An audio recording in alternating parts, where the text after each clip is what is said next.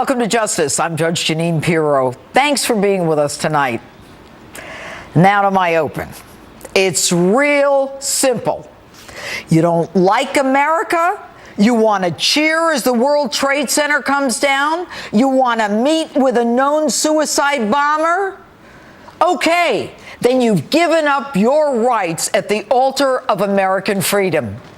If there's a terror investigation on any level, you lose your right to fly, your right to buy a gun, and your right to privacy. Any rights you had take a back seat to our national security.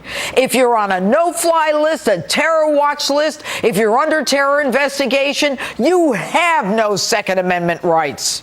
You cannot buy a gun, you cannot fly on a plane, period.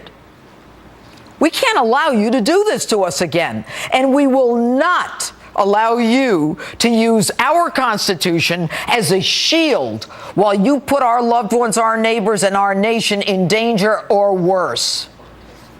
All right, folks, our government is simply not doing enough with the information that it has. Federal agencies don't always share information with local law enforcement unless there's a joint terrorist task force. And even then, agency competition and all that goes with it hurts the investigations. Laws must be changed. We saw it when the FBI investigated the Boston bombers and were too blind to connect the dots where Homeland Security simply allowed Tamerlan Tsarnaev to fly back and forth to Chechnya. That same FBI interviewed Mateen, the Orlando shooter, 3 times. Mateen told them that his anti-American comments were simply a response to what he perceived as anti-Muslim comments. He was turning the tables on us folks while basically tapping into our politically correct Islamophobic guilt. Part of the reason for closing his case was that Mateen was a security guard, so he must be okay. Seriously? I've always been a fan of Jim Comey's, you know that. But I couldn't believe it when I heard this one. I don't see anything in reviewing our work that our agents should have done differently.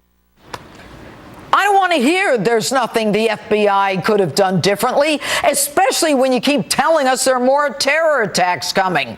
You just sit back and say, we couldn't stop it? Jim, come up with some ideas, like matching a no-fly list, a terror watch list, with the purchase of a gun. How tough is that? We don't want to hear this nonsense that to do so might alert a terrorist and harm an investigation. Hell, the FBI visited Mateen 3 times. You don't think he knew he was being watched? And pray tell, why does the FBI even remove people from a terror watch list? If there's no probable cause to make a criminal case, then don't arrest the guy. But don't use our freedoms as a rationalization to free people up who want to kill us and take them off the list. So you don't have probable cause to charge them with a crime. So that doesn't mean you can't keep them on a watch list based on reasonable suspicion, a lesser standard of proof. Hell, the NSA's got all our metadata and they know everything about the rest of us.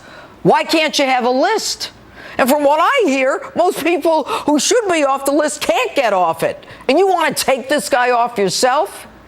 You're not locking him up. You're not convicting them of a crime. You're not jailing them. You're simply stopping them from buying a gun.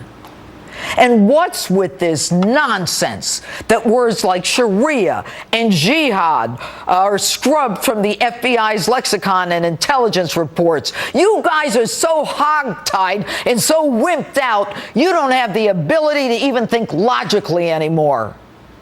Jim, you're the head of the FBI. It is not impossible. Jim, you are J. Edgar Hoover. You know how to make them pass a law. And if a judge wants to let them fly somewhere, then you know what? Make them pay for a U.S. Marshal to accompany them. Search them, and then search them again. Do a colonic if you have to. And for the rest of us, I've told you this before. I told you this after San Bernardino. Take a look. Get a gun. Buy one legally, learn how to shoot it, and be primed to use it. And I don't care if you get a long gun, a handgun, a revolver, a semi-automatic, get whatever gun you can handle. And don't let anyone talk you out of it. The Second Amendment to the Constitution and the United States Supreme Court confirm your right to have one. I'm telling you this again. Get a gun. Because this government ain't in a position to help. And that's my open. Tell me what you think on my Facebook page or Twitter, #Judge Jeanine.